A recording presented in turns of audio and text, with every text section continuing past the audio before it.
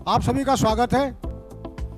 और इस सत्र में जो पहला सत्र मुझे दिया गया है वो है एज ए मास्टर ट्रेनर आपके पास में कौन कौन सी ट्रेनिंग स्किल्स होनी चाहिए ताकि आप अपनी क्लास को, अपनी ट्रेनिंग को अच्छा बना सको, बढ़िया बना सको। जहाँ तक मेरा इस ऑर्गेनाइजेशन के साथ में अटैचमेंट है तो भारत सरकार का टीएनए कंसल्टेंट और सर्टिफाइड ट्रेनर होने के नाते ट्रेनिंग नीड एनालिसिस का तो इस टीम का मैं एक हिस्सा रहा हूँ। जो आपकी जो 9 थीम्स हैं उसका जो टीएनए जब हुआ था उसमें भी मैं एक हिस्सा था। और मैं भारत सरकार के बहुत सारे कोर्सेज 7 कोर्सेज का मास्टर ट्रेनर हूँ। यहाँ पर क्योंकि समय 1 घंटे का है तो जो थोड़ा बहुत आपके अंदर स्किल्स होनी चाहिए एज ए ट्रेनर उनके ऊपर मैं आपसे बातचीत करूँगा। जैसे शुरू सत्र में पाठक मैडम ने आपसे कहा था कि कोर्स होता है डायरेक्ट ट्रेनर्स स्किल। ये 5 दिन का कोर्स होता है और इस 5 दिन के कोर्स को 1 घंटे के अंदर जो इसमें मेन बातें हैं वो मैं आपके साथ शेयर करने वाला हूं। तो आप सभी का स्वागत है। आप सभी लोग एक प्रशिक्षण सत्र में हैं, एक ट्रेनिंग में हैं। तो सबसे पहले ये जान लेते हैं कि ट्रेनिंग है क्या। क्या आप में से किसी को अंदाज है कि ट्रेनिंग क्या है? किसको आप ट्रेनिंग बोलते हैं? कुछ अंदाज है इसके बारे में? जो भी आपका विचार हो आप निश्चित रूप से शेयर करें। सीखना और सिखाना, बहुत बढ़िया सर आपने बोला कि सीखने सिखाने की प्रक्रिया एक ट्रेनिंग है या ट्रेनिंग का एक हिस्सा है सीखने सिखाने की प्रक्रिया। क्या सीखेंगे सर इसमें या क्या सिखाएंगे इसमें? कोई भी बोल सकता है, फ्री है बोलने के लिए। गलत सही की चिंता ना करें, है सर। रूरल डेवलपमेंट कॉन्सेप्ट यानी एक ज्ञान, किसी विषय से संबंधित कोई ज्ञान हो सकता है कि ट्रेनिंग एक वाइडर शब्द है। तो कोई ज्ञान आप सिखा सकते हैं। इसके अलावा और क्या सिखा सकते हैं? कोई कौशल आप सिखा सकते हैं। बहुत बढ़िया सर आपने बोला। और एक एटीट्यूड में किस तरीके से आप परिवर्तन लाएं ये ट्रेनिंग में आप सिखाते हैं। तो जो बातें आपने बोली वही मेरे पास दिखाने के लिए हैं, कोई अलग नहीं है। ट्रेनिंग एक प्लान प्रोसेस है। जैसे कि आपको बताया गया है कि आपका ये प्रशिक्षण कितने दिन का है? जोर से बोले। 3 दिन का है। ये 3 ही दिन का क्यों है? ये ना तो 4 दिन का हुआ ना 2 दिन का हुआ, क्योंकि ये प्लान प्रोसेस है। भारत सरकार ने या स्टेट गवर्नमेंट ने इसका एक डिज़ाइन बनाया है और वो डिज़ाइन 3 दिन का है। तो ये प्लान प्रोसेस है और इस 3 दिन में ही हमको ज्ञान, कौशल या अभिवृत्ति या मनोवृत्ति में परिवर्तन लाना है लोगों के उस संबंधित कार्य के संदर्भ में, जो कार्य हमको आगे करना है। तो इसको थोड़ा सा इस डेफिनेशन को हम देख लेते हैं कि ये ट्रेनिंग की डेफिनेशन जो दी गई है वो क्या है। वो कुछ ऐसी डेफिनेशन है सर। ये प्लान प्रोसेस है काय के लिए? Modification of attitude, knowledge and skill. यहाँ पर शब्द यूज किया गया मॉडिफिकेशन। इसका मतलब जो आदमी आपके पास प्रशिक्षण में आ रहा है वो जीरो नहीं है। वो पंचायती राज के बारे में कुछ न कुछ जानता है, एकदम जीरो नहीं है। जो उसका ज्ञान है उसको आपको मॉडिफाइड करना है, क्योंकि आप मास्टर ट्रेनर हैं, आप ज़्यादा दक्ष हैं, तो उसको आपको मॉडिफाइड करना है। क्या मॉडिफाइड करना है? ज्ञान, कौशल या अभिवृत्ति या मनोवृत्ति को मॉडिफाइड करना है। कैसे करेंगे? Through a learning experience. आप उनको एक लर्निंग एक्सपीरियंस देंगे और उस लर्निंग एक्सपीरियंस के बारे में आपके साथ पूरे 3 दिन वार्ता होगी। आपका मॉड्यूल बना हुआ है, कब आपको कौन सी चीज़ बतानी है, कैसे बतानी है, उस मॉड्यूल के तहत है। और आने वाले जो संदर्भदाता है वो आपके साथ इसके ऊपर बातचीत करेंगे। तो ये लर्निंग एक्सपीरियंस आप उनको देंगे ताकि वो इफेक्टिवली परफॉर्म कर सके। जो वांछित उनका जो कार्य निष्पादन का स्तर है वो प्राप्त हो सके, जो ऑर्गेनाइजेशन ने सेट किया है to satisfy the need of organisation. Uttarakhand राज्य ने जो लेवल सेट किया है कि इस लेवल तक ग्राम पंचायतों को काम करना है, इसीलिए आपको मास्टर ट्रेनर बनाया जा रहा है, तो उस लेवल तक का वो काम कर सके। तो ये एक डेफिनेशन है ट्रेनिंग की जो आपने बताई दी है। इसमें से सारे बिंदु आपने शेयर कर लिए हैं। ठीक, अब प्रश्न उठता है कि ट्रेनिंग देने से फ़ायदा क्या हो, क्यों ट्रेनिंग दी जानी चाहिए? बताएं आप लोग सब, क्यों ट्रेनिंग दी जानी चाहिए? हाँ, अब जरा खड़े होकर बोल दें सर, सभी लोग सुन लें जरा। हाँ, आपको देख भी लिया, आप बहुत अच्छे प्रतिभागी है। नहीं, आपकी आवाज़ वैसी गुंजायमान है, आप खड़े होकर बिना माइक के भी बोल सकते हैं अगर माइक काम नहीं कर रहा है तो। भाई ट्रेनिंग की ज़रूरत तो शायद सभी इतने अनुभवी लोग यहाँ पे हैं। मेरा जो अपना मानना है कि अगर किसी योजना में थोड़ा सा कोई अगर परिवर्तन लाना है, उस परिवर्तन को बेहतर बनाने के लिए हम लोगों को ट्रेनिंग की ज़रूरत पड़ती है। बहुत सही सर, बहुत बढ़िया आपने बोला। आप लोग डिफरेंट एनजीओ से हैं। आप में से कोई व्यक्ति या कोई एनजीओ चमोली में काम कर रहा होगा, कोई पिथौरागढ़ में काम कर रहा होगा, कोई देहरादून में काम कर रहा होगा। अगर एक प्रशिक्षण लेके जाएंगे तो आपकी जो प्रोसेस है वो स्टैंडर्डाइज हो जाएगी।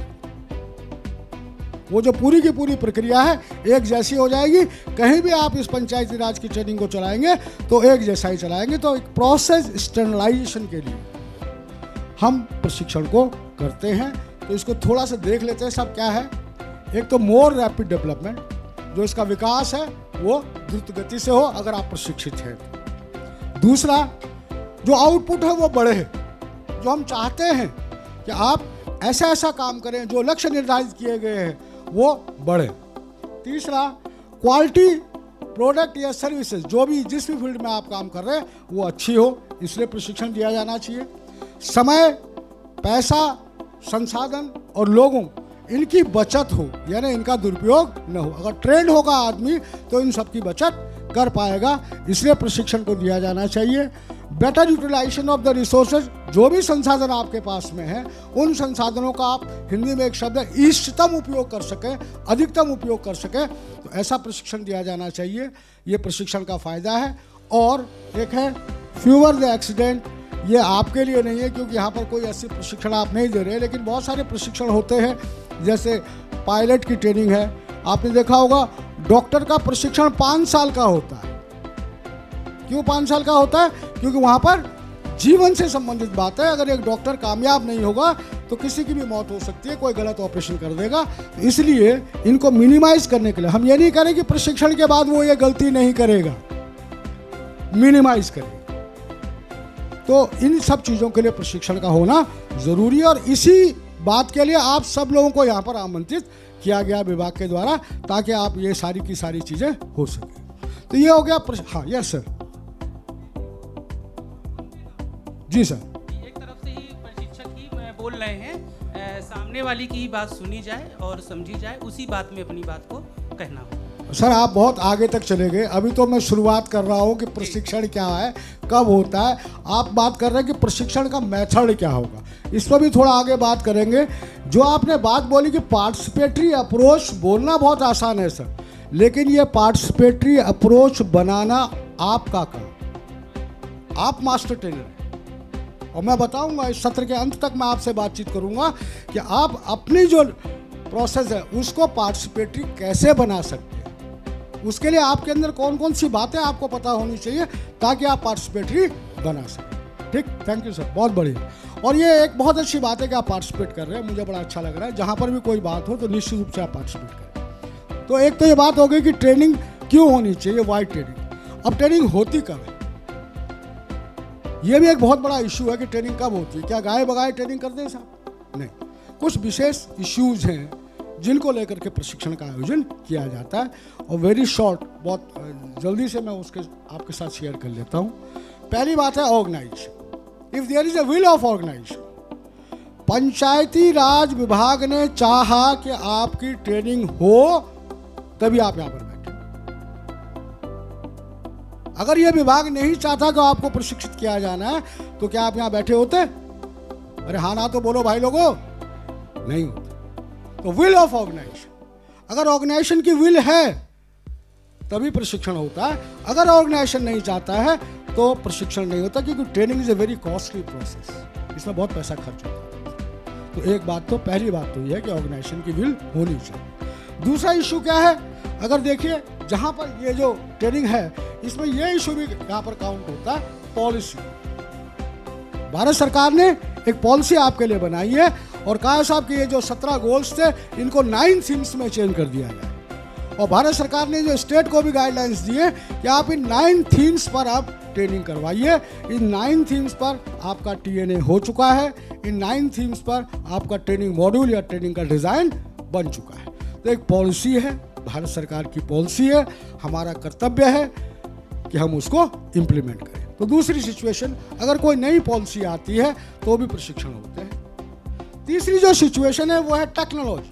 अगर कोई टेक्नोलॉजी में चेंज आता है, आप देखिए वाटर एंड सैनिटेशन के क्षेत्र में आज नई नई टेक्नोलॉजी आ रही है, सॉलिड वेस्ट मैनेजमेंट में नई नई टेक्नोलॉजी आ रही है। अगर हमारे लोग उन टेक्नोलॉजी से परिचित नहीं हैं और नई टेक्नोलॉजी, तो उनको भी टेक्नोलॉजी का प्रशिक्षण हम देंगे। तो आप देखिए जो तीसरा जो बड़ा बिंदु है वो है टेक्नोलॉजी। लेकिन प्रशिक्षित होगा कौन?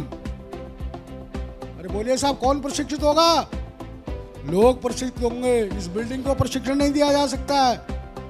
प्रशिक्षित तो लोगों को ही होगा, वो चाहे ऑर्गेनाइजेशन का है, चाहे वो ग्राम पंचायत का है, चाहे वो ग्राम सभा का है, क्योंकि काम तो उसको करना है। तो लोगों को प्रशिक्षित करने के 3 मेन तरीके हैं। पहला, अगर किसी तकनीकी में कोई चेंज आया है, कोई नई टेक्नोलॉजी आई है, तो प्रशिक्षित किया जाना। आपने देखा ना, अभी भारत सरकार ने राफेल विमान का सौदा किया फ्रांस के साथ में। नई टेक्नोलॉजी थी।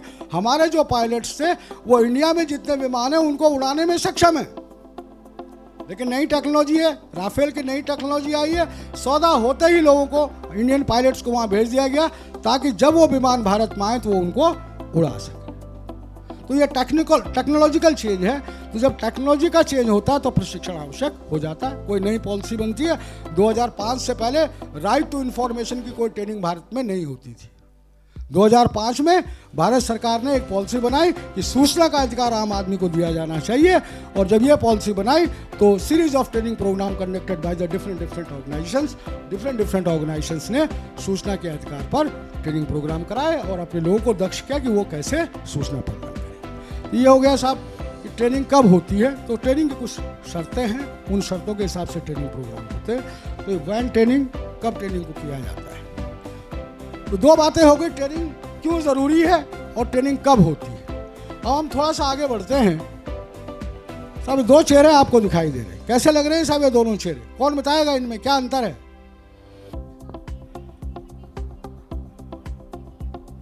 बहुत बढ़िया मैडम, बहुत सुंदर बात आपने की। ये सोच रहा है कैसे होगा, क्या होगा, बहुत परेशान है, काम आ गया इसके पास में। अभी आप लोग जैसे परेशान हैं, 9 थीम्स आ गई हैं, नए ढंग से काम होना है, बड़े चिंतित हैं। लेकिन 3 दिन के बाद आप ऐसे हो जाएंगे और आप कहेंगे लाइए साहब, कौन सा काम है हम करके दिखाते हैं। और ये काम कौन कर रहा है और ये काम किसके जरिए हो रहा है? और जोर से बोल दो सर। ट्रेनिंग के द्वारा। तो ये ट्रेनिंग क्या कर रही है?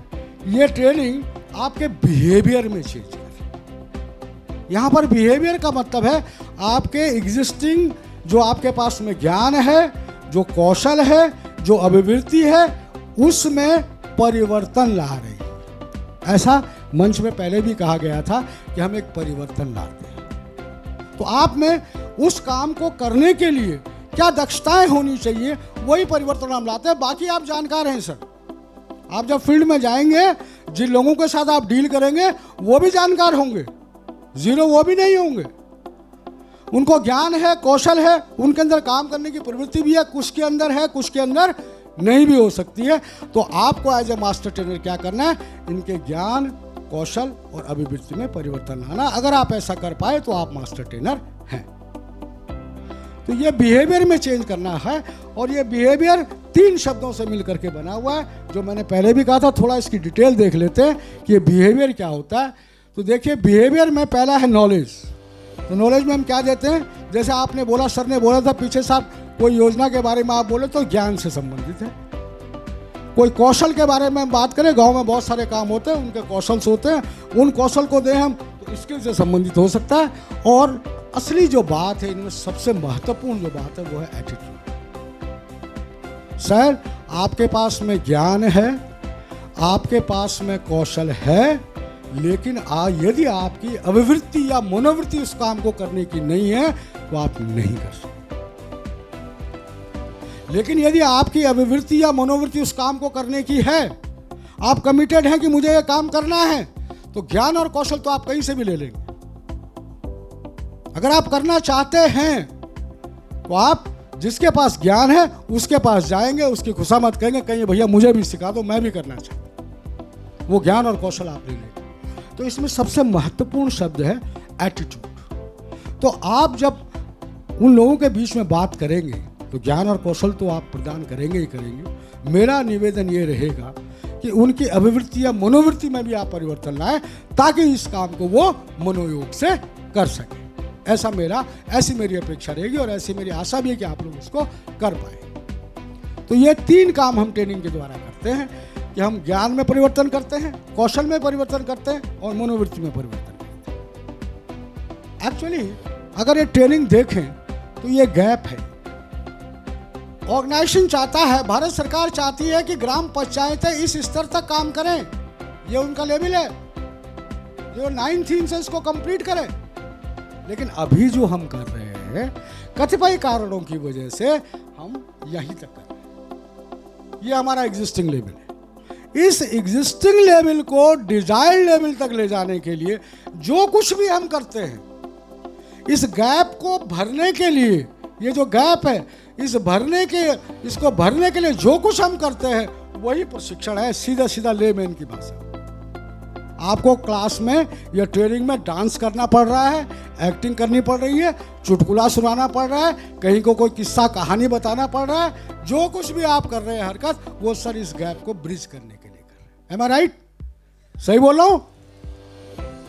तो ये गैप हम ब्रिज करते हैं, इस गैप को मिनिमाइज करते हैं ताकि जो डिजायर लेवल है, जो हमसे अपेक्षा की गई है, जो हमारी पंचायतों से अपेक्षा की गई है, वो अपेक्षा पूरी हो सके। ऐसा हम प्रयास करते हैं और ये परिवर्तन हम लाते हैं सिर्फ इन 3 चीज़ों की वजह से। या तो हम उसके अभिवृत्ति या एटीट्यूड में चेंज करें, या स्किल में चेंज करें, या कौशल में चेंज करें।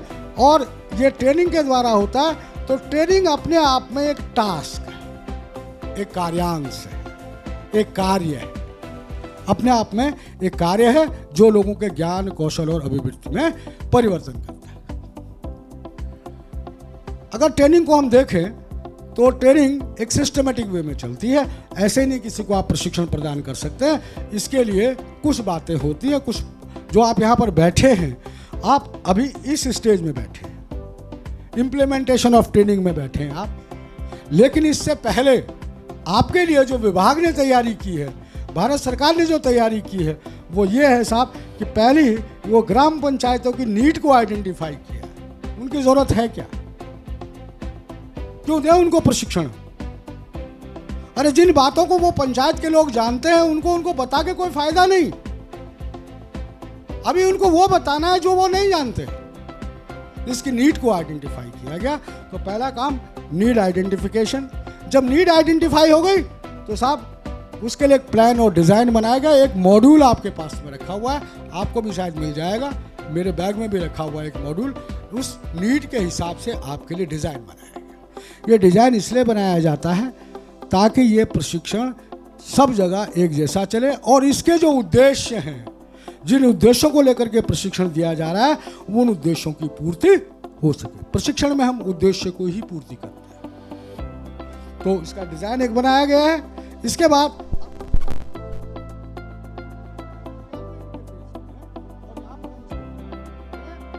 आगे मुझे लगता है असेसमेंट का भी पाठक मैडम आपसे कह रही थी, एक क्वेश्चनर ट्रेनिंग के लास्ट में आपके लिए 100 नंबर का बनाया गया, वो असेसमेंट का है। इसके अलावा भी और बहुत सारे तरीके असेसमेंट के हो सकते हैं। आप जाकर के विजिट कर सकते हैं, उन लोगों का मत जान सकते हैं, बाहर की किसी बॉडी से, किसी एक्सपर्ट से, थर्ड पार्टी आप इवैल्यूएशन करवा सकते हैं। तो जब ये पूरा का पूरा हो जाता है, असेसमेंट हो जाता है, तब हमको पता लगता है कि हमारी नीड पूरी हुई है या नहीं। ठीक है सर?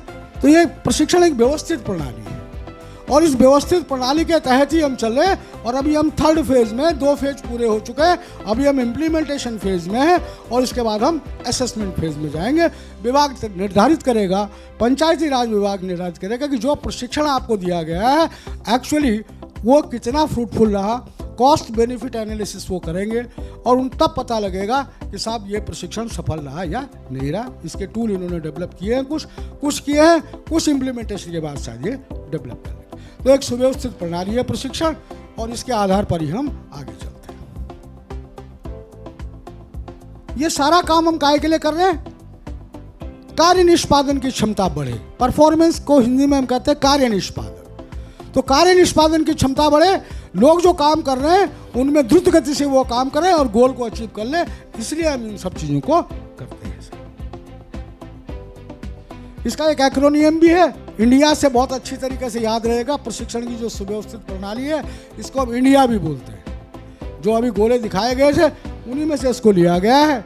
और ये इंडिया क्या है, पहले आइडेंटिफिकेशन ऑफ द नीड, पहले ये तो जान लें कि उनकी ज़रूरत क्या है। अगर जो प्रशिक्षण आपको दिया जा रहा है उसके बारे में आपकी पूरी जानकारी है तो सर आप तो यहाँ बोर हो जाएंगे, आप तो यहाँ डाइस पर आ जाएंगे।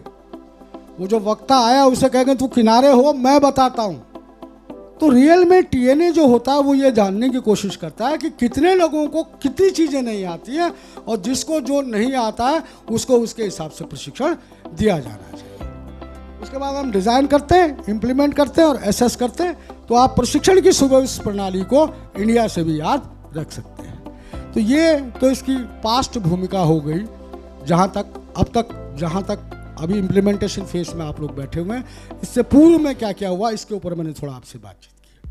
अब आते हैं आपका जो असली काम है एज ए मास्टर ट्रेनर। जो सर का सवाल था कि साहब बहुत इंटरेक्टिव होनी चाहिए, सेशन इंटरेक्टिव होना चाहिए, तो उसके लिए किन किन बातों का ध्यान रखना चाहिए उस पर हम आपसे बात करते हैं।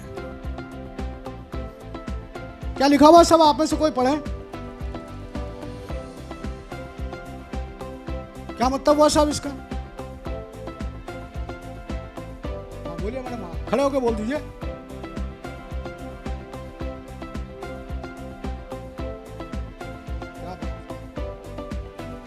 मैं सीखना तो चाहता हूं, लेकिन आप मुझे पढ़ाएं ये मुझे मंजूर नहीं है। भाई साहब, ऐसे ही लोग आपको मिलने वाले हैं। अभी तो आप यहां पर हैं, आपके ऊपर कोई रिस्पॉन्सिबिलिटी, आप तो बहुत सज्जन लोग हैं। क्यों? क्योंकि आपकी रिस्पॉन्सिबिलिटी है, आपने इसको आगे ले जाना है। आप बहुत सीरियस हैं, आप हर चीज़ को बहुत माइन्यूटली नोट भी कर रहे हैं, फोटो भी खींच रहे हैं, बातचीत भी कर रहे हैं, क्योंकि आपके कंधे पर भार है, क्योंकि आपने इसको एग्जीक्यूट करना है। लेकिन जब वहाँ जाएंगे ना आप, जब आप ट्रेनिंग करेंगे, वहाँ देश देश के भूपति नाना आएंगे, बड़ी बड़ी हस्तियाँ आएंगी। वो कहेंगे साहब आपका एनजीओ तो आ जा रहा है इस फील्ड में, मैं तो पिछले 20 साल से ग्राम प्रधान हूँ, बहुत सारी योजनाएं चलाई हैं मैंने, आप मुझे क्या पढ़ाओ? क्यों, सही बोल रहा हूँ गलत बोल रहा हूँ? अरे जोर से तो बोलो भाई। नाश्ता बहुत बढ़िया, खाना बहुत बढ़िया आपके लिए बनवाया गया है, ठीक है साहब, जरा जोर से आवाज़ निकालिए।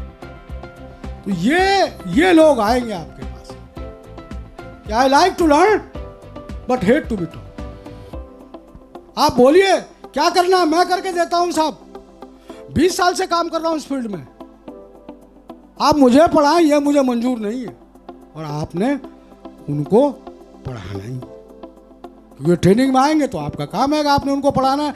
आप मास्टर ट्रेनर हैं साहब, आपने पढ़ाना है। तो कुछ है आपके दिमाग में ऐसा आइडिया कि इनको कैसे पढ़ाया जा सकता है। ये जो आएंगे वहां पर फील्ड में जो मिलेंगे आपको, इनको कैसे आप टैकल करेंगे? कुछ अंदाज है आपके दिमाग में? किसी के भी दिमाग में कोई अंदाज हो तो बताएं।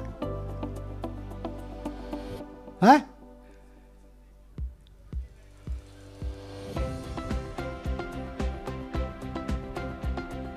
क्या बात, क्या शुभ नाम है सर आपका? कहां से हैं खनौड़ी साहब?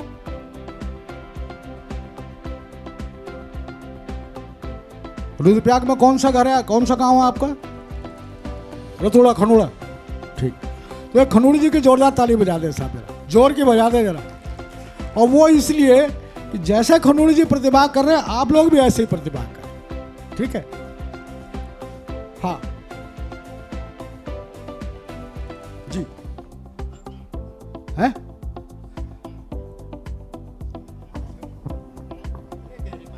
हाँ, उसको अंदाज आ जाता है कि जो हमको ट्रेनिंग दे रहा है उसको ज्ञान कितना है। अब आपके ऊपर है कि आप उसको कैसे इम्प्रेस करते हैं और कैसे उस दिशा में ले जाते हैं जिस दिशा से वो आपको बाहर निकालना चाहता है। बहुत तो बढ़िया। आप विषय पे अगर आएंगे और कहानी के माध्यम से स्टार्ट करेंगे, वो वही वाली कहानी कि जैसे उल्लू ने हंसनी को कह दिया था कि ये मेरी पत्नी है, और हंस ने कहा मेरी पत्नी है, बड़ी लड़ाई हो गई, और पंचू ने कह दिया कि नहीं, वास्तव ऐसे पंच थे जिन्होंने कहा नहीं ये उल्लू की पत्नी है। तो हमको ऐसे लोगों के बीच जाना जी। है और ऐसे लोगों को समझाना है, और वो समझ जाते हैं कि समझाने वाला कितने गहरे पानी है। मैं sir Surendra Dutt Nautiyal, retired video, और पिछली लगातार ये पंचायत ट्रेनिंग दे रहा हूँ। जितनी भी ये नई पंचायती राज में ट्रेनिंगें हुई हैं, और कई ब्लॉकों में मैंने पंचायती राज के माध्यम से ट्रेनिंग दी है। जैसे अभी जफर खान साहब कह रहे थे कि जीरो है, नहीं है सर जीरो। हमने ऐसे ट्रेनिंगें दी हैं कि प्रधान अपनी पत्नी को भी लाया दूसरे दिन। हमने कहा संख्या कैसे बढ़ गई, उन्होंने कहा वहाँ बहुत अच्छी ट्रेनिंग हो रही है। तो ऐसी ट्रेनिंग देने वाली अगर आप बना पाएँ तो बहुत अच्छी बात है। नौटियाल जी बहुत अच्छा आपने बात कही। ये नौटियाल जी की एक बात बहुत इंपॉर्टेंट है सर, और ये आप सभी लोगों के लिए भी, इसके लिए मैं धन्यवाद देता हूँ नौटियाल साहब का। मित्रों, जब आप यहाँ डाइस पे खड़े होते हैं ना, जब आप मंच पे खड़े होते हैं ना, तो आप एक एडल्ट से बात कर रहे होते हैं। प्रशिक्षण आप एक वयस्क को देते हैं, बच्चे को नहीं देते। और ये जो वयस्क है ना, जो नौटियाल जी ने बोला है, ये आपको ऊपर से नीचे तक देखता है। आपने क्या पहना है, कैसे कपड़े पहने हैं, क्या कलर कॉम्बिनेशन है, आपकी वॉइस क्वालिटी क्या है, आपके हाव भाव कैसे हैं, और जो मेन बात है वो आपके ज्ञान का टेस्ट करता है। वो आपको आजमाता है कि आपको इस विषय के ऊपर कितना ज्ञान है, और यदि आपको उस विषय के ऊपर ज्ञान है तो वो हिल नहीं सकता है। और यदि आपको अपने विषय वस्तु पर का ज्ञान नहीं है तो सर आप दाएं बाएं झांकेंगे, बोलते रहेंगे सर क्या बढ़िया जैकेट आपने पहना हुआ है, बड़े घूर करके देख रहे हैं सर, मुझे कई सवाल ना पूछ बैठे, इनको खुश कर देता हूँ। बहुत बढ़िया जैकेट पहना है सर, बड़े अच्छे लग रहे हैं सर। फिर ये टोटके आप आजमाना शुरू करते हैं। तो एक सीख हमको मिली है नौटियाल साहब के कहने से कि जब मित्रों आप जाएं फील्ड में, तो जो आपकी विषय वस्तु है उस पर पूरी कमांड लेकर के जाएं। कहीं से भी कोई सवाल आए तो आपको इतना सक्षम होना चाहिए कि आप उसका जवाब दे सकें। अगर आपने जवाब दे दिया तो उसको विश्वास आ जाएगा कि ये डाइस पे खड़ा व्यक्ति है, ये ज्ञानी है। और एडल्ट ज्ञान से ही मानता है। एडल्ट को आप डांट करके डपट करके चुप नहीं करवा सकते। ये नहीं बोल सकते कि हाँ बहुत सवाल पूछ लिया तुमने, बैठ जाओ, फिर पूछेगा वो, फिर रिवेंज में आ जाएगा वो। और अगर उसने एक सवाल पूछा आप सर, आपने उसका सही जवाब दे दिया, तो फिर समझ जाएगा कि डाइस पे जो आदमी आया है वो इस विषय का ज्ञाता है। तो ये जरूर ध्यान रखें कि जब आप अपने क्षेत्र में जाएं, अपनी पूरी तैयारी करके जाएं। और इसी तैयारी के ऊपर हम आगे चलेंगे, और डिटेल में कैसे तैयारी करें, आप क्या क्या तैयारी करें, इसके ऊपर हम आपसे बातचीत करेंगे। तो नौटियाल साहब का बहुत बहुत धन्यवाद, बहुत अच्छी सीख आपने हमको दी, बहुत अच्छा आपने शेयर किया है। ठीक, और जैसे नौटियाल साहब ने बोला कि आप एक कहानी से शुरू कर सकते हैं, कहानी नहीं, बहुत सारी चीज़ें हैं। आप एक डाटा से शुरू कर सकते हैं, एक एनालिसिस से शुरू कर सकते हैं, किसी घटना से शुरू कर सकते हैं, आज के अखबार की न्यूज़ से शुरू कर सकते हैं। जो आपने कहा था सर कि तात्कालिक परिस्थितियाँ क्या हैं, उन परिस्थितियों में आप अपनी इवेंट को, अपनी सीखने की घटना को कितना लाइव बना सकते हैं, ये आपके ऊपर निर्भर करता है। और उनको लगे कि हाँ कोई वक्ता आया था और कुछ बता करके गया है। अगर ऐसा आप करेंगे तो रियल में आप मास्टर ट्रेनर हैं। तो ये आपको प्लान करना है कि आप कैसे अपनी इवेंट को बढ़िया बनाएंगे। यहाँ से भी कुछ इनपुट आपको मिलेंगे 3 दिन के दौरान, लेकिन उसके अलावा भी आप सोचते रहिए कि उन परिस्थितियों में आप कैसे उसको और अच्छा कर सकते हैं।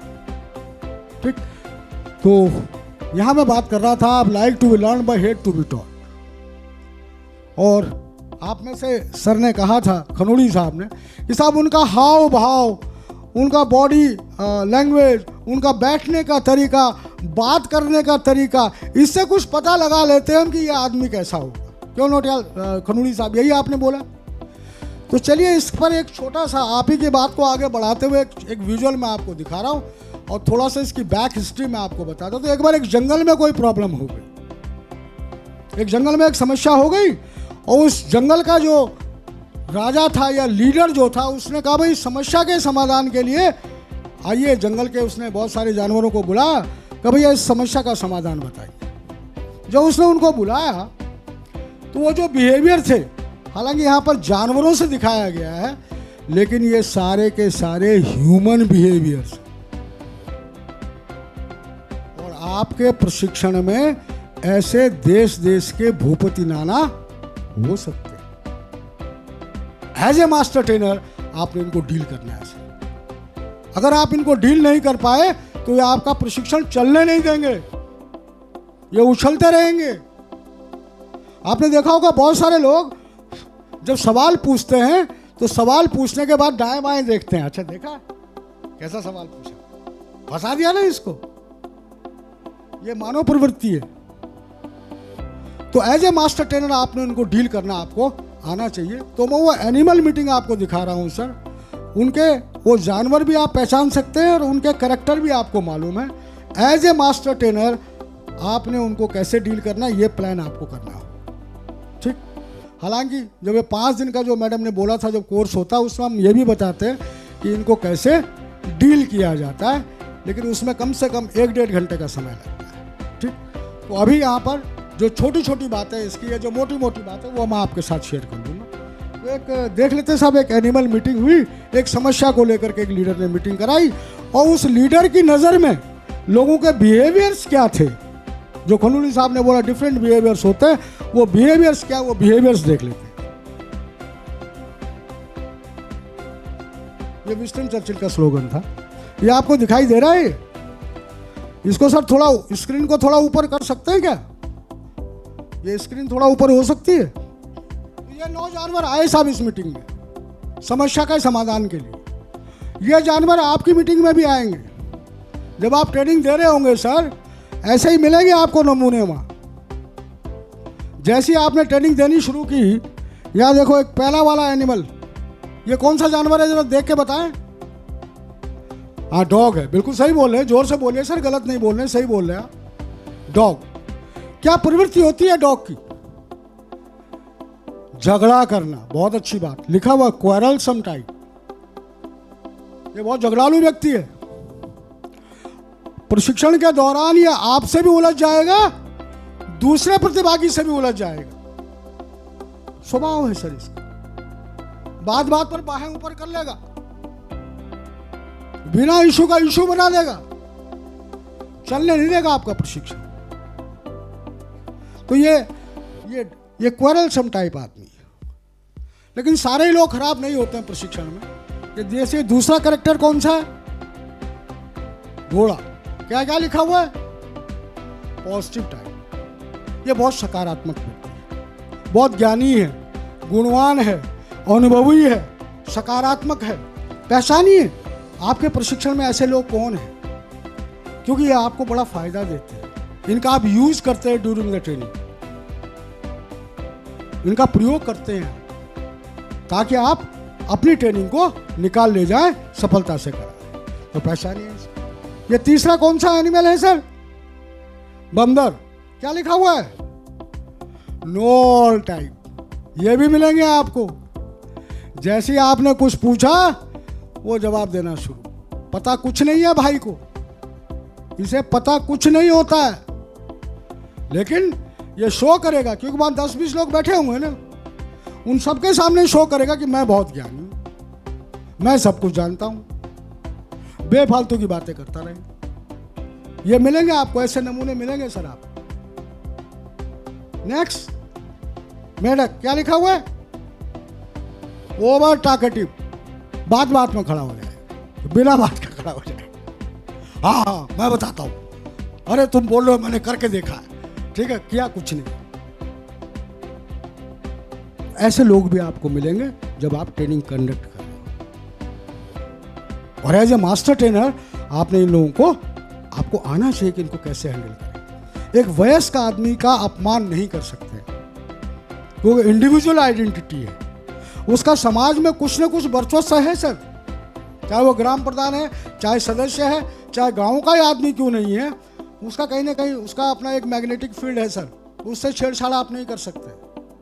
और ट्रेनिंग भी आपको पूरी करवानी, ठीक है सर। नेक्स्ट देखिए साहब, नेक्स्ट कैरेक्टर क्या है सर? बिल्ली है। क्या लिखा हुआ है? स्टॉकर। स्टॉकर का मतलब होता है घात लगाकर हमला करने वाला।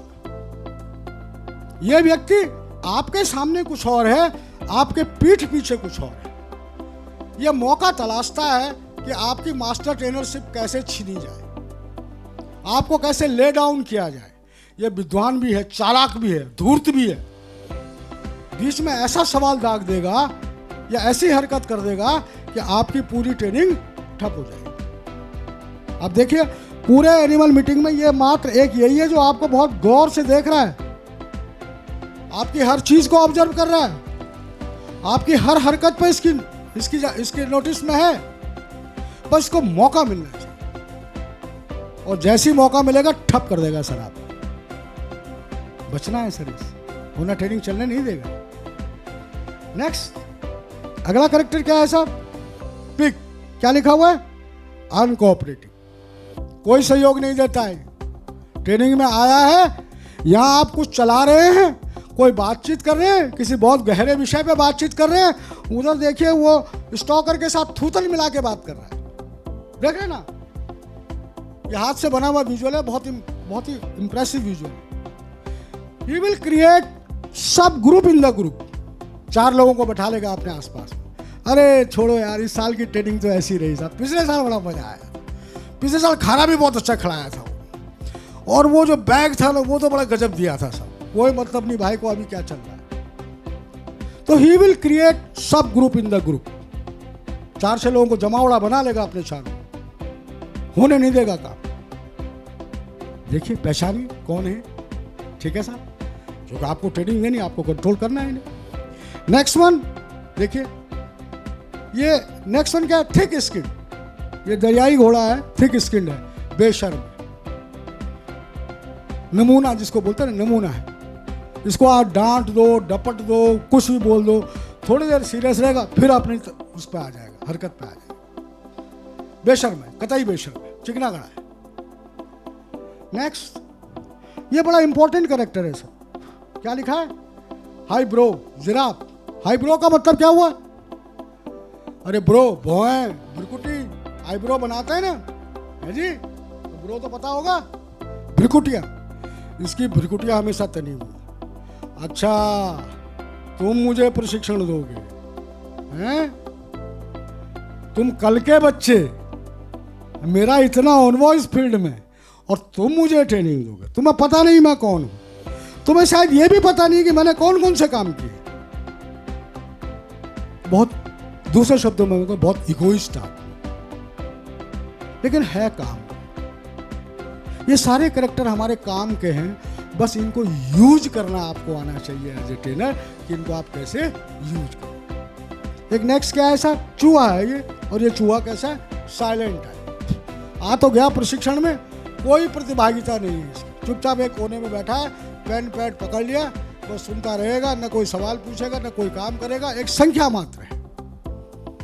इसके 2 कारण हो सकते हैं। एक कारण यह हो सकता है कि इस आदमी को ज्ञान नहीं, दूसरा कारण यह भी हो सकता है इसको ज्ञान तो है लेकिन अपनी बात को रखने में संकोच करता है। दोनों कारण हो सकते हैं। तो ये सारे कैरेक्टर आप एनालाइज कीजिए, ऐसे लोग आपको मिलेंगे साहब, ये मैं आपको आगाह कर रहा हूँ, ठीक है साहब, क्योंकि वहाँ पर तो फ्री सिचुएशन रहेगी, ठीक, और इनको डील करना है, आप इनको टैकल करना है। आप अगर आप इनको टैकल कर पाए तो सर आपका ट्रेनिंग प्रोग्राम बहुत अच्छा चलेगा, अगर नहीं कर पाए तो मुश्किल हो जाएगा। तो प्लान कीजिए इसके बारे में, कैसे आप इनको टैकल करते हैं, ठीक। वैसे इनके हर कैरेक्टर को टैकल करने के तरीके हैं, लेकिन सब बहुत समय लगता है।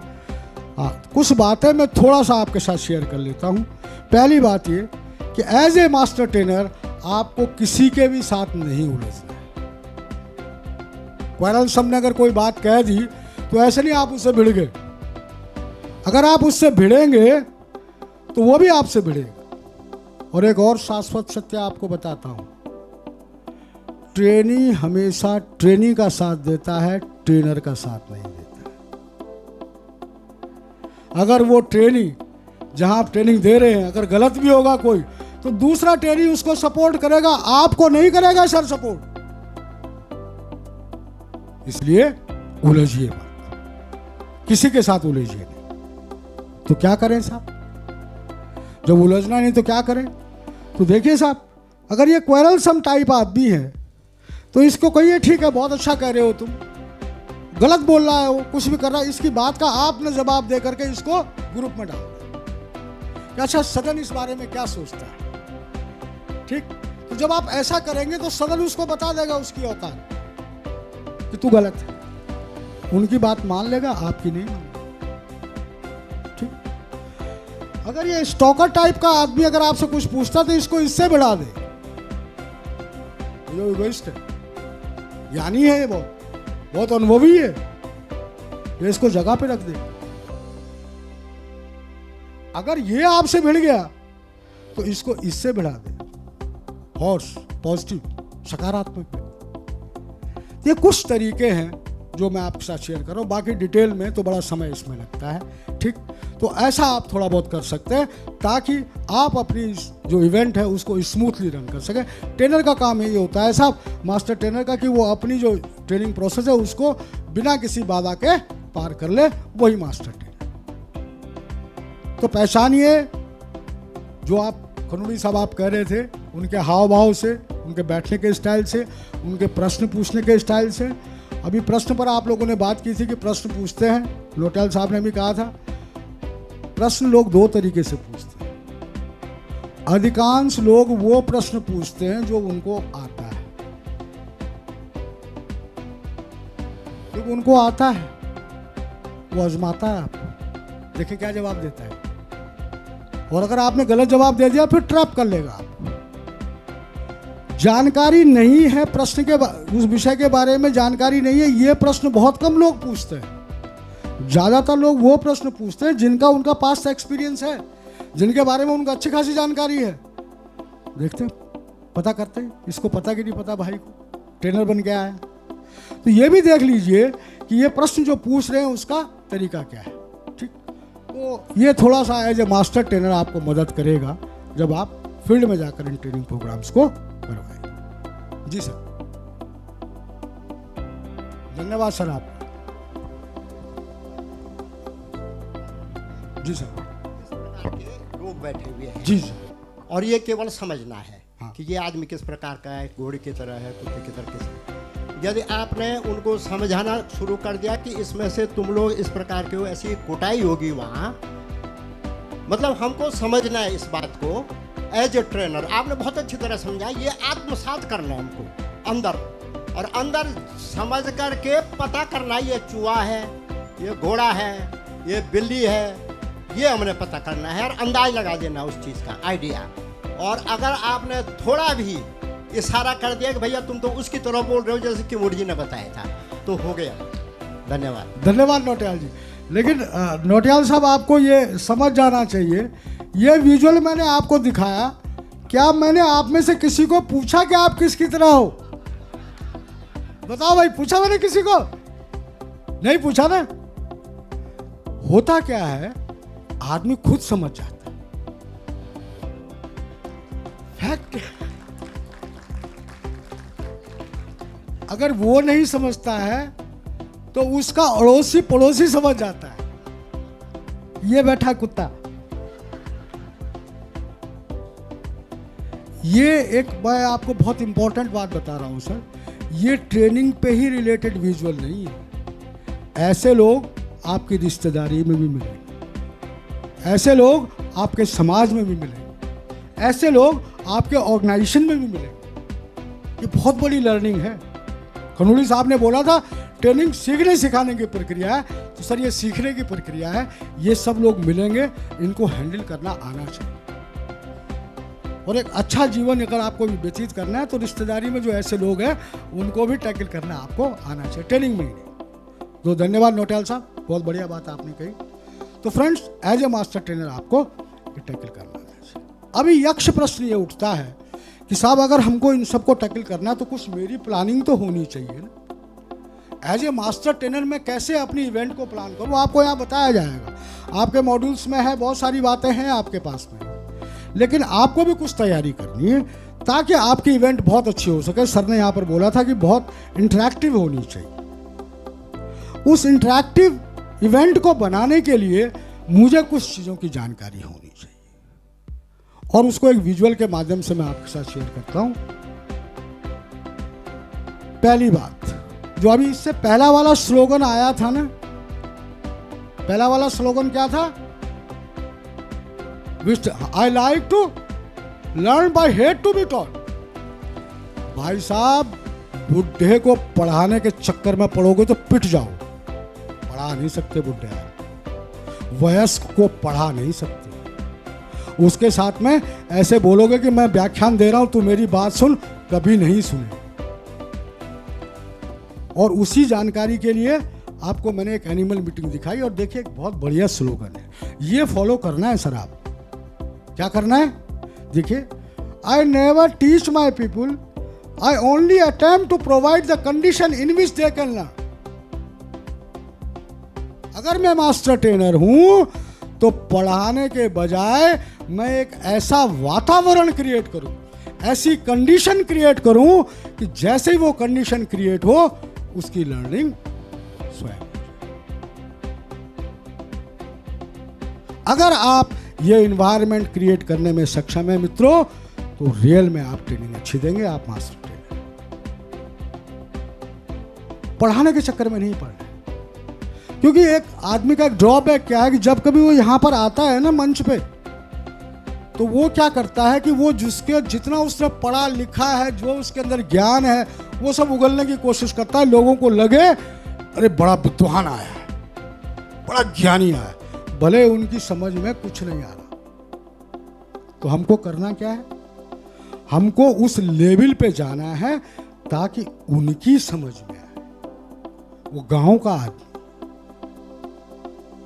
तो वहां ज्यादा ज्ञान बखान करने की जरूरत नहीं है, वहां उनका स्तर देखना पड़ेगा, ये किस स्तर के लोग हैं, और जिस स्तर के वो हैं उस स्तर में अगर आप उनके साथ बातचीत करोगे, उस स्तर से उनको समझाओगे, तो सर उनकी बात समझ में आएगी। और वहां अंग्रेजी फूकने लगोगे तो नहीं समझ में आएगी। सही कह रहा हूं? अरे हाँ ना तो बोलो यार, ठीक। तो अब ये स्तर कैसे समझते हैं, क्या हमको करना है एज ए मास्टर ट्रेनर, उस पर थोड़ी सी बात कर लेते हैं। ये जो इन्वायरमेंट है ये हम कैसे क्रिएट करें, how can we create a such type of the condition. तो अगर आप ट्रेनिंग को देखें फ्रेंड्स, तो ट्रेनिंग के दो ही मोड होते हैं, या तो ट्रेनिंग ट्रेनर सेंटर्ड होती है या ट्रेनी सेंटर्ड होती है। आप दोनों को अपना सकते हैं, बशर्ते कि आप उसको कितने ब्यूटीफुली, ये हर्बर्ट आइंस्टाइन साहब ने बोला था, ये सब ये कोई काम है, थीम नंबर 1 में कोई काम दिया हुआ जिसका आप प्रशिक्षण दे रहे हैं, ये काम करना किसने है? ट्रेनीज ने करना है। आप ट्रेनर हैं, आपके थ्रू ये काम इस तक पहुंच रहा है। सेंटर में कौन है? ट्रेनर है सेंटर। यहां पर भी बहुत सारी बातों को आपको ध्यान में रखना है। अगर आप ट्रेनर, क्योंकि कोई चीजें ऐसी होती है वास्तव में नई थीम है, इसकी जानकारी उनको नहीं है, आप ही को देनी है। किसी गतिविधि के माध्यम से आप ये जानकारी क्रिएट नहीं कर सकते, ये नॉलेज इनपुट आपको ही देना है। वहां पर आप ट्रेनर होते हैं, वहां पर आप सेंटर में होते हैं, वो चीजें आप ही उनको बताते हैं कि अभी तक उनको इसके बारे में कोई जानकारी नहीं है। जैसे अभी ये 9 थीम्स की बात हो रही है, तो ये 9 थीम्स के बारे में अभी उसकी जानकारी है नहीं, काम बहुत सारे जानता हूं, तो ये आपको देना पड़ेगा। वहां आप सेंटर में होते हैं, तो पहली अप्रोच है जब आप सेंटर में होते हैं, ट्रेनर सेंटर होते हैं, ठीक। दूसरी अप्रोच है जहां पर टास्क के साथ में ट्रेनी डायरेक्टली इंटरेक्ट करता है। जैसे आप कोई गतिविधि अरेंज करते हैं, कोई एक्टिविटी को अरेंज करते हैं, ठीक है, कोई भी जो भी आपको लगता है ट्रेनिंग के हिसाब से उस थीम को डिलीवर करने के लिए कुछ भी रचना आप करते हैं, वहाँ पर क्या होता है कि वो व्यक्ति, सीखने वाला व्यक्ति डायरेक्टली काम के साथ में इंटरेक्ट करता है और आप साइड में खड़े होते हैं। अगर आपको लगता है कि जो मैंने ऑब्जेक्टिव बनाया उसके हिसाब से सही डायरेक्शन में चल रहा है तो आप इंटरवीन करेंगे, और अगर नहीं है तो चलने दीजिए। ये आपकी ब्यूटी है कि आप उस इवेंट को, यानी ये जो दायरा है, ये जो इवेंट है, यही है सूटेबल एटमॉस्फेयर, सूटेबल कंडीशन यहाँ पर आप क्रिएट कर रहे होते हैं। ये कंडीशन आपने कितने ब्यूटीफुली क्रिएट की है, ये इसके ऊपर डिपेंड करता है। अगर आपने बहुत ब्यूटीफुली क्रिएट किया तो आपको बहुत इंटरवीन करने की जरूरत नहीं, वो खुद ही कर लेगा उसका। ये आपको सोचना है जब आप वहां पर प्रशिक्षण देने जाएंगे। तो फ्रेंड्स, दोनों अप्रोचों को हम यूज करते हैं और ये कंडीशनल होता है, कहाँ पर आप किस अप्रोच को यूज करेंगे और कहाँ पर किस अप्रोच को यूज करें। दोनों अप्रोचें ठीक है, खराब कोई अप्रोच नहीं। ठीक, ट्रेनर सेंटर्ड भी और ट्रेनी सेंटर्ड। अब असली बात यह है, सब लोगों को सिखाना है, बतलाना है, तो उसके तरीके क्या है।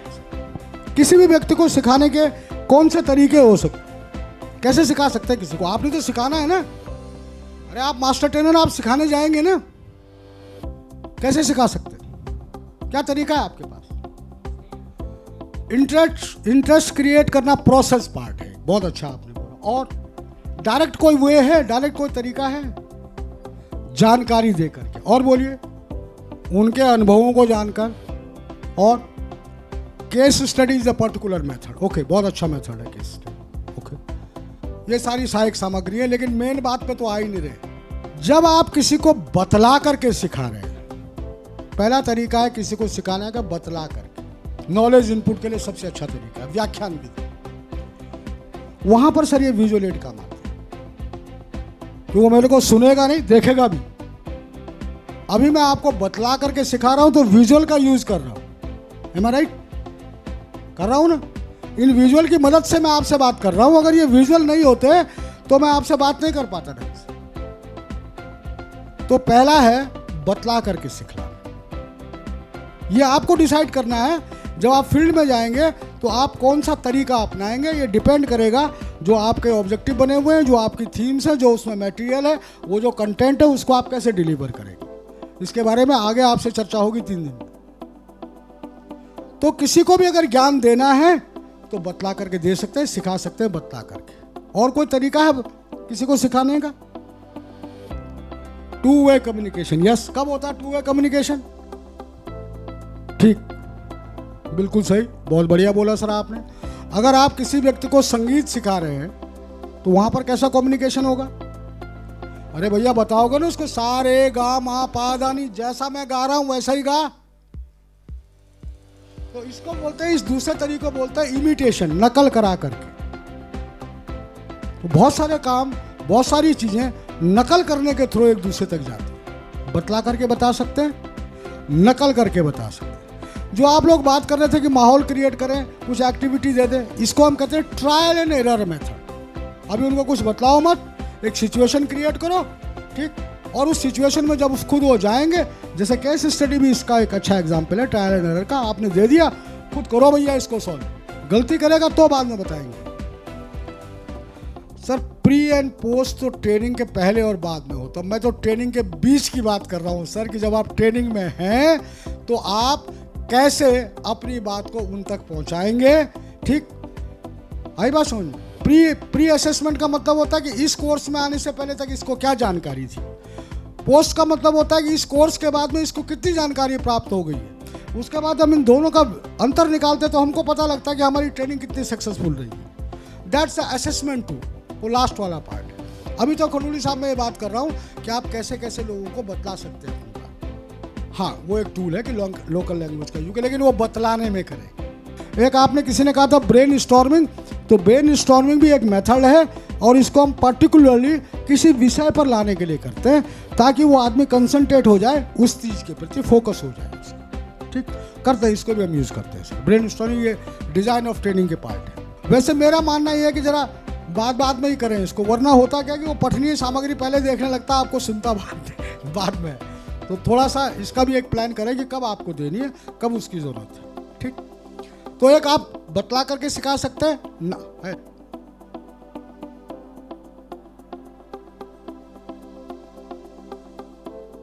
बिल्कुल सही है। क्या शुभ नाम मैडम आपका?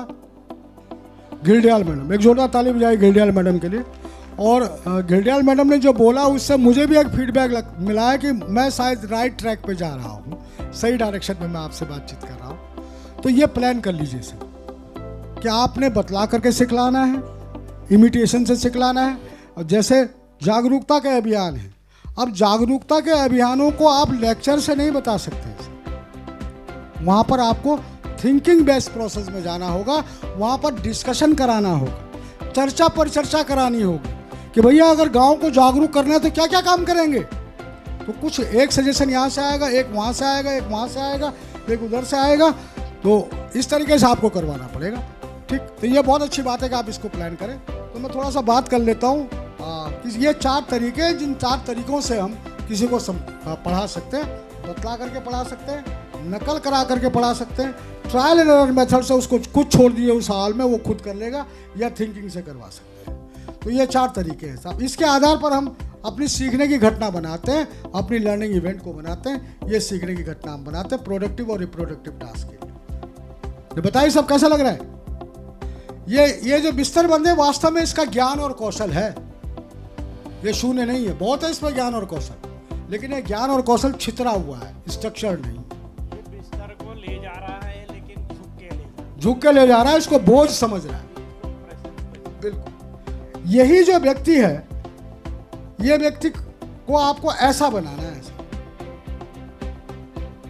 जब आपके प्रशिक्षण में शुरू में वो आया तो कुछ ऐसा है, और अगर आप मास्टर ट्रेनर हैं तो इस व्यक्ति को आप ऐसा बना करके भेजेंगे। देखिए कितना स्मार्ट है, स्ट्रक्चर्ड है, और वो कहता बोलो क्या काम करना है साहब, हैं?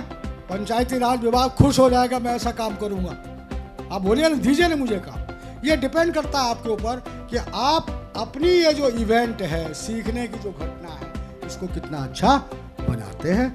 और इसको अच्छा बनाने के लिए ये देखिए ये 4 कंपोनेंट है सर।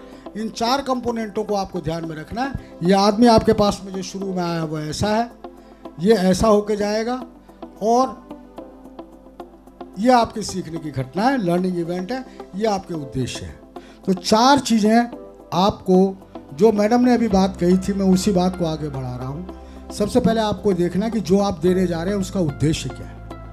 आपके सत्र की समाप्ति के पश्चात वो प्रतिभागी क्या कर पाएगा, ये उद्देश्य होना चाहिए। लेकिन हम लोग पता क्या करते हैं, हम लोग उद्देश्य बनाते हैं कि मैं आज क्या बोलने जा रहा हूँ, या मैं आज क्या पढ़ाने जा रहा हूँ, ये उद्देश्य होते हैं हमारे। हमेशा उद्देश्य लर्नर टर्म में होना चाहिए, सीखने वाले के टर्म में होना चाहिए, सिखाने वाले के टर्म में नहीं होना चाहिए। मैंने बड़े बड़े लोग देखे यूनिवर्सिटीज़ के, मेरा बड़ा एक्सपीरियंस है, मैं 20-22 साल से भारत सरकार के ट्रेनिंग प्रोग्राम्स में हूँ, पूरा ऑल इंडिया में घुमा हुआ हूँ। जो लोग आते हैं उनसे पूछो तुम्हारा ऑब्जेक्ट, आज मैं ये बताऊंगा सर। अरे तुम्हारे बताने से क्या हो, वो क्या सीख पाएगा, ऐसा उद्देश्य है कि जब मैं अपनी ट्रेनिंग पूरी करूं, 1 घंटा 1.5 घंटा जो भी मैं पढ़ाऊं, मेरे पढ़ाने के बाद में वो क्या सीख जाएगा, कौन, आपका प्रतिभागी। इस तरीके से उद्देश्यों का निर्धारण करें। तो सीखने वाले के टर्म में आपने उद्देश्यों का निर्धारण करना है, अपने हिसाब से नहीं करना है। तो ये 4 कंपोनेंट हैं। इन 4 कंपोनेंट पर अगर आप थोड़ा ध्यान देंगे तो शायद आपको हेल्प होगी। और ये 4 कंपोनेंट को मैं थोड़ा सा एक एक करके देख लेता हूँ। उद्देश्य, पहला आप उद्देश्य का निर्धारण करें कि आपके सत्र के बाद वो क्या कर पाए। दूसरा एंट्री बिहेवियर, प्रवेश व्यवहार, आपके पास में जो लोग आए हैं वो कैसे हैं, उनके ज्ञान और कौशल का स्तर क्या है, कैसे इंटरेक्ट करेंगे, कैसे बातों को समझेंगे, कितने अनुभवी हैं, किस एज ग्रुप के हैं, कितनी महिलाएं, कितने पुरुष हैं, ये सारा एंट्री बिहेवियर का पार्ट है। तो देख लीजिए कौन लोग आए, उसके हिसाब से आप प्लान कीजिए। ठीक, जब आपने प्लान कर लिया, इन दोनों चीज़ों को आपको पता हो गया, तो अब आप सीखने की घटना बनाएं ऐसी घटना ताकि लोगों को आपकी बात समझ में आ जाए, और उसके बाद वो कहे हाँ साहब कुछ हमारे पल्ले पढ़ा है या कुछ पढ़ाया था उसमें। और लास्ट में इसका मूल्यांकन अवश्य करें। अगर आप बिना मूल्यांकन के आप चलते हैं तो आपको भी पता नहीं लग पाता कि आपके उद्देश्य पूरे हुए हैं या नहीं हुए हैं, और उसको भी पता नहीं लग पाता है कि उसने कितना सीखा और कितना नहीं सीखा। तो आप हमेशा जब ट्रेनिंग प्रोसेस में रहें, इन 4 कंपोनेंट का आप ध्यान रखें। अपना उद्देश्य निर्धारित करें, जिसको पढ़ा रहे हैं उसके बारे में जानकारी रखें, वो कितना आता है, कितना जानता है, क्या मुझे उसे पढ़ाना है। जिस बात को वो जानता है वहां से अपनी बात शुरू करें और वहां तक ले जाएं जिसको वो नहीं जानता है। ये बहुत महत्वपूर्ण बात है। जिस बात को वो जानता है वहां से बातचीत शुरू करें और कहां ले जाएं, जिसको वो नहीं जानता, जो आज उसे आप देना चाह रहे हैं, जो आप आज का आपका उद्देश्य है। सीधा ही जाकर के बड़बड़ करनी शुरू नहीं करनी है, पहले माहौल बनाए, पूछो उनसे कितना जानते हो इस विषय के बारे, कभी पहले पढ़ा है, किया है इस पे काम, कुछ से कुछ बोलेगा वो। और जब बोलेगा तो वहीं से अपनी लर्निंग इवेंट को बनाना शुरू करें और कहाँ तक ले जाए, अपने उद्देश्य तक ले जाए। ठीक है सर, ये 4 बातों का आप ध्यान रखेंगे तो मेरा ऐसी आशा है कि आप अच्छे से अपना प्रोग्राम दे पाएंगे। क्योंकि समय का थोड़ा सा अभाव है, तो बस मैं एक लास्ट स्लाइड पे आपसे बात करना चाहता हूँ, और वो स्लाइड ये है। जब कोई व्यक्ति, जब आप जाएंगे, ये है बड़ा बहुत ज़बरदस्त इशू होता है। अगर माना किसी व्यक्ति ने कोई काम गलत कर दिया या सही कर दिया, आपने उसको फीडबैक देना है, पश्च पोषण देना है, आपने ये बताना है उसको कि नहीं तुम ये गलत कर रहे हो। अगर आप ऐसा नहीं बताओगे तो फिर आप ट्रेनर नहीं। अगर वो गलत कर रहा है उसको भी अगर आप कहोगे कि नहीं बहुत अच्छा किया साहब इन्होंने, ताली बजाओ साहब इनके लिए, तो वो तो यही समझ के जाएगा ना कि मैं बहुत अच्छा कर रहा था, भले ही वो गलत कर रहा। तो आपका एक काम ये भी है कि लोग किस तरीके से सीख रहे हैं, अगर कहीं पर गलती कर रहे हैं तो उसको सुधारना भी आपकी जिम्मेदारी है, क्योंकि आप मास्टर ट्रेनर हैं। और उसको सुधारने के 4 एरियाज है। बताइए इनमें से कौन कौन से एरियाज में आप फीडबैक देना चाहोगे? ये 4 एरिया हैं: positive opinion, positive fact, negative fact और नेगेटिव ओपिनियन। ये चारों दिए जाने चाहिए या इसमें से कुछ नहीं दिया जाना चाहिए? फैक्ट का मतलब जो उसने किया है, ओपिनियन का मतलब विचार, मेरा मत, तो चारों देने चाहिए। सर का कहना है चारों दिया जाना चाहिए। इसके अलावा कोई भिन्न मत है किसी का? रेखा मैडम कह रही नेगेटिव ओपिनियन नहीं होनी चाहिए। कितने लोग सहमत है रेखा मैडम से? जो लोग सहमत नहीं हैं, अगर उन्होंने वहाँ नेगेटिव ओपिनियन दे दिया तो भाई साहब वो भिड़ जाएगा आपसे। रेखा मैडम बहुत बहुत धन्यवाद आपका। इन चारों में से ये 3 चीज़ आप जरूर दें। पॉजिटिव ओपिनियन दें, पॉजिटिव फैक्ट बताएं। पॉजिटिव फैक्ट का मतलब जो उसने सही सही किया, अरे वाह तुमने ये बहुत अच्छे से किया, अरे तुम इसको और अच्छा भी कर सकते हो। नेगेटिव फैक्ट भी बताएं, यार ये काम तुमने किया है लेकिन थोड़ा इसमें गड़बड़ हो। अगर ये नहीं बताओगे तो अपने को सुधारेगा नहीं साहब, ये भी देना है। लेकिन वो एडल्ट है, वयस्क है। अगर 2 लोगों के सामने आप उसका नेगेटिव फैक्ट बताओगे तो बुरा मान जाएगा। तो क्या करें, जब कभी नेगेटिव फैक्ट को बताएं तो इसको पॉजिटिव ओपिनियन के साथ जोड़ दें। ये काम थोड़ा सा आपने गड़बड़ किया, अगर आप इसको ऐसा करते तो देखो क्या मजा आ जाता साहब।